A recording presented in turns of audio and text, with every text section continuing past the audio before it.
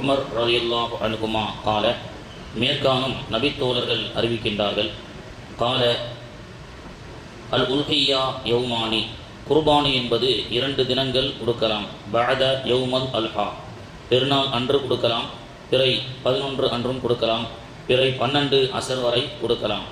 இப்னு Umar ரலியல்லாஹு அன்ஹுமா கால, இப்னு Umar ரலியல்லாஹு அன்ஹுவர்கள் அறிவிக்கின்றார்கள். அகாம ரசூலுல்லாஹி ஸல்லல்லாஹு அலைஹி வஸல்லம், அல்லாஹ்வுடைய தூதர் ஸல்லல்லாஹு அலைஹி வஸல்லம் அவர்கள் தொடர்படியாக பில் மதீனதி, மதீனாவிலே 10 சினீன 10 ஆண்டுகளாக யுலஹா, அவர்கள் குர்பானி கொடுக்கக்கூடியவர்களாக இருந்தார்கள். குர்பானி எப்பொழுது விதியாக்கப்பட்டதோ அந்த விதியாக்கப்பட்டதிலிருந்து பெருமானார் ஸல்லல்லாஹு அலைஹி வஸல்லம் அவர்கள் இந்த உலகை விட்டு பிரியும் வரை அவர்கள் 10 ஆண்டுகள் தொடர்படியாக குர்பானி கொடுக்கக்கூடியவர்களாக இருந்தார்கள் என்று சொல்லப்படுகிறது. கண்ணியத்திற்குரிய அல்லாஹுவின் நல்லடியார்களே, பிறை 10, 11, 12 இந்த 3 நாட்களிலே நேற்றைய தினம் சொன்னதை போன்று இன்றைய கணக்கின் அடிப்படையில் 67,000 ரூபாய் மதிப்புடைய பணமாகவோ அல்லது நாம் வசிக்கக்கூடிய வீடை தாண்டி இன்னொரு வீடு அது 67,000 ரூபாய் மதிப்புடையதாக இருந்தாலோ, நாம் பயன்பாட்டிற்கு இருக்கக்கூடிய வாகனம், அந்த வாகனத்தை கழித்துவிட்டு இன்னொரு வாகனம் இருக்கிறது, அது 67,000 ரூபாய்க்கும் மதிப்புடையதாக இருக்கிறது. நாம் அத்தியாவசிய பயன்பாட்டில் இருக்கக்கூடிய மொபைல் ஃபோன், அது அல்லாமல் இன்னொரு மொபைல் ஃபோன் பயன்பாட்டிற்கு இருக்கிறது, அது 67,000 ரூபாய்க்கும் அதிகமாக இருக்கிறது.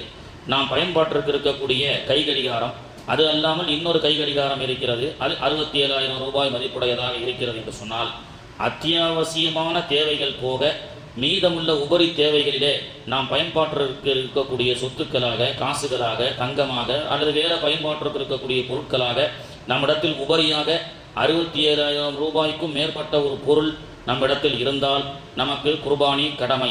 சில பேர் கேட்குறாங்க, இருக்குங்க ஆனால் கொஞ்சம் கடன் இருக்கு, கடன் இருப்பவர்களும் குர்பானி கொடுக்கலாமா அப்படி என்று கேட்கிறார்கள். இது ஜகாத்து தான். அதாவது ஜகாத்து நம்முடைய சொத்துக்கள் போக கடன் போக கழித்துவிட்டு 10 பவுனுக்கு மேலே இருந்தால் ஜக்காத்து கொடுக்கணும் என்ற சட்டம் இதில் வராது. இந்த சட்டத்தின் அடிப்படையில் அந்த பிறை 10, 11, 12 அன்றைய 3 நாட்களில் நிர்பந்தமான எந்த கடனும் இல்லை. உதாரணத்துக்கு இஎம்ஐ இருக்கும், வீட்டுக்கு 40 லட்ச ரூபா 50 லட்ச ரூபா பேங்க்கில் கடன் வாங்கியிருப்பார், அதெல்லாம் வட்டி கூடுமா கூடாதுன்றது அடுத்த சப்ஜெக்ட். ஆனால் அந்த குறிப்பிட்ட அந்த துல்ஹஜ்ஜினுடைய பிறையில் அவருக்கு இருக்கக்கூடிய அந்த காசு நிர்பந்தமாக யாருக்கும் கொடுக்க வேண்டிய அவசியம் இல்லை. அப்படி என்ற பட்சத்தில் அந்த கடன் அவருக்கு கணக்கில் வராது. கடன் அது கணக்கில் வராமல் 10, 11, 12 இந்த 3 நாட்கள் குர்பானி கொடுக்கப்படக்கூடிய இந்த 3 நாட்களில் அவரிடத்தில் இருக்கக்கூடிய அந்த 67,000 ரூபாய்க்கும் அதிகப்பட்ட பணமாக பொருளாக இருந்தால் அதை கொடுத்தாக வேண்டும் என்ற நிர்பந்தம் அவருக்கு இல்லை என்று சொன்னால், ஆனால் கடன் இருக்கு, ஆனால் அந்த நேரத்தில் கொடுக்க வேண்டிய என்ற நிர்பந்தம் இல்லை என்ற பட்சத்தில் அவருக்கும் குர்பானி வாஜிபு தான். கடனால எனக்கு கடன் இருக்கு அப்படின்னு சொல்லி அவர் தட்டி கழித்து விட்டு இந்த கடமையிலிருந்து செல்ல முடியாது என்பதை நாம் தெரிந்து கொள்ள வேண்டும். இப்படியாக அப்போ இன்னொரு சட்டம் ஜும்மாவில் கூட சொன்னாங்க, பிறை 1 குர்பானி கொடுக்குறதா இருந்தால் முடி வெட்டக்கூடாது, நகை வெட்டக்கூடாதுன்னு சொல்லிட்டாங்க. ஆனால் எனக்கு குர்பானி கொடுக்குற ஐடியா இல்லை, ஏன்னா என்னிடத்துல காசு பணம் இல்லை. திடீர்னு துல்ஹஜ்ஜி பிறை 5, 6, 7, 8 ஏன் பெருநாள் அன்னைக்கு காசு வந்தால் கூட 2 நாள் டைம் இருக்குது. திடீர்னு குர்பானி கொடுப்பதற்கு உண்டான ஒரு வசதி வந்துருச்சு, எதிர்பாராத ஒரு காசு வந்துருச்சு. அப்போ ஆகா, நம்ம முடி வெட்டாமல் நகை வெட்டாமல் இல்லையே, நாம் குர்பானி கொடுக்குற ஐடியா இல்லாதனால நம்ம இடையில முடி வெட்டிட்டோமே, இடையில நகை வெட்டிட்டோமே அப்படின்னு சொல்லிட்டு அதனால நம்ம அந்த சட்டத்தை மீறிய காரணத்தினால நம்ம குர்பானி கொடுக்க முடியாது அப்படின்றது கிடையாது. முடி வெட்டுவது, நகம் வெட்டுவது என்பது குர்பானி முறிக்கக்கூடிய செயல் அல்ல. அது ஒரு சுன்னத்து. குர்பானி கொடுக்கக்கூடிய அந்த நீயத்தில் இருக்கக்கூடியவங்க பிறை 1 முடிகளையும் நகங்களையும் வெட்ட வேண்டாம் அப்படின்னு ரசூலுல்லாஹ் சொன்னாங்க. நம்ம தான் குர்பானி கொடுக்கலையேன்னு சொல்லி அந்த மாதத்தை நம்ம யதார்த்தமான முறையில் முடி வெட்டியிருப்போம், நகை வெட்டிட்டோம். இப்போ திடீரென்று குர்பானி கொடுக்கக்கூடிய ஒரு வசதி வந்துருச்சுன்னு சொன்னால் இந்த முடி வெட்டி நகை வெட்டிய காரணத்தினால அந்த குர்பானி தடைபடாது, அது ஒன்றும் பிரச்சனை கிடையாது. அதனால அதை வச்சு நம்ம குர்பானி கொடுக்காமலும் இருக்கக்கூடாது அப்படின்றத நாம் தெரிந்து கொள்ள வேண்டும். அல்லாஹ்வுடைய தூதர் ஸல்லல்லாஹு அலைஹி வஸல்லம் அவர்கள் மன் தபிஹன் நபி கால தபிஹன் நபி ஸல்லல்லாஹு அலைஹி வஸல்லம், ஜாபிர் ரலியல்லாஹு அன்ஹு அவர்கள் அறிவிக்கிறார்கள், யௌம துபா குர்பானி அன்று கபுஷைன், அக்ரனைன், அம்லஹைன், முஅஜ்ஜைன் நல்ல திரகாத்திரமுடைய நல்ல கொம்புடைய கம்பீரமான ஆட்டை பெருமானார் அவர்கள் குர்பானி கொடுக்கக்கூடியவர்களாக இருந்தார்கள். ஃபலம்மா வஜ்ஜஹுமா, அப்படி குர்பானி கொடுக்கக்கூடிய பெருமானார் அவர்கள் அந்த பிராணியை படுக்க வைத்து இன்னி அவர்கள் இவ்வாறு துவா செய்துவிட்டு அந்த குர்பானி ஆட்டை அறுப்பார்கள். இன்னி வஜ்ஜஹது வஜ்ஹி லில்லதி ஃபதர ஸமாவாதி வல் அர்த, அலா உம்மதி இப்ராஹீம் ஹனீஃபம் வமா அன மினல் முஷ்ரிக்கீன் இன்ன சலாத்தி வ நுசுகி வ மஹியாய வ மமாத்தி லில்லாஹி ரப்பில் ஆலமீன்.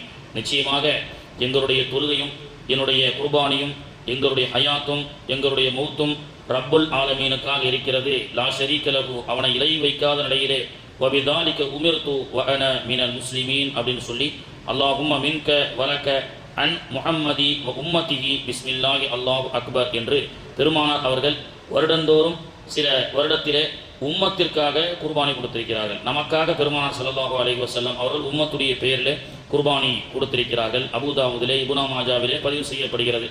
அந்த துஆவெல்லாம் நமக்கு தெரியாட்டாலும் பிஸ்மில்லாஹி அல்லாஹு அக்பர் அப்படி என்று சொல்லி யாருடைய பெயரை சொல்லி நாம் யாருக்காக குர்பானி கொடுக்கின்றோமோ அவருடைய பெயர்களை சொல்லி நாம் குர்பானி கொடுக்க வேண்டும். ஆடு 1 வயதுடையதாக இருக்க வேண்டும்.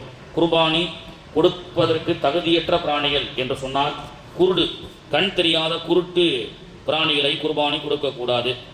சுரி பிடித்ததை கொடுக்காமல் இருப்பது நல்லது. மூட்டோடு கொம்பு முறிந்தது, காது, வால், மூக்கு, பால்மடு போன்ற அவயங்கள் துண்டிக்கப்பட்டவை, ரொம்பவும் பலகீனமாக அந்த ஆடு நடக்கக்கூட முடியாத பட்சத்திலே அதை எடுத்து அதாவது தூக்கிட்டு வந்து செய்யக்கூடிய அளவுக்கு உண்டான பலகீனமானது, ஆணும் அல்லாத பெண்ணும் அல்லாத பிராணிகளை எல்லாம் குர்பானி கொடுக்கக்கூடாது. அப்படி குர்பானியினுடைய அந்த ஆடு பொதுவாக ஆட்டில் 8 விஷயங்களை சாப்பிடுவது ஹராம். 8 உறுப்புகளை ஆட்டில் வந்து நம்ம சாப்பிட்றது ஹராம். அது எப்பொழுதுமே அது குர்பானி பிராணின்னு கிடையாது. பொதுவாகவே ஒரு ஆடு என்று சொன்னால் அந்த ஆட்டை அறுத்ததற்கு பிறகு அதிலே 8 விஷயங்கள் நமக்கு வந்து சாப்பிடுவது தடுக்கப்பட்டிருக்கிறது. ஆண் குறி 1, 2வது பெண் குறி. இந்த 2ஐயுமே வந்து சாப்பிடக்கூடாது. இரத்தம் ஹராம், 2 விதைகள், கலலை, சிறு நீர்ப்பை, பித்தப்பை, உடலின் கடைசி பகுதி, இது போன்ற விஷயங்களை தடுக்கப்பட்டிருக்கிறது. இப்படியாக இன்ஷா அல்லாஹ் நாம் தரகாத்திரமான இந்த பிராணிகளை அறுத்து அந்த அறுக்கப்பட்ட அந்த பிராணிகளை குர்பானி என்ற அடிப்படையில் நமக்கு தர்மமாக கொடுப்பதற்கு அல்லாஹு தாலா நாடியிருக்கின்றான். வல்ல ரஹ்மான் அதுபோன்ற அந்த குர்பானி என்ற அந்த சிறப்பான அமலை நாம் எல்லாம் வருடந்தோறும் செய்யக்கூடிய வாக்கியத்தையும் அதற்குண்டான வசதிகளையும் அல்லாஹு தாலா தந்து அருள் புரிவானாக. ஆடு வாங்குவதற்கு வசதி இருக்கிறது, ஆனால் ஆடு வாங்கி அறுக்காமல் கூட்டு குர்பானியில் சேரலாமா? ஆடு வாங்கி அறுக்கக்கூடிய வசதி உள்ளவர்கள் கூட்டு குர்பானியிலே இணைந்து அந்த குர்பானி கொடுத்தால் அவர்களுக்கு கூடுமா கூடாதா? யாரெல்லாம் கூட்டு குர்பானி கொடுக்கக்கூடிய தகுதியுடையவர்கள், யாரெல்லாம் தனியான ஆடு கொடுக்கக்கூடிய தகுதியுடையவர்கள் அப்படின்றத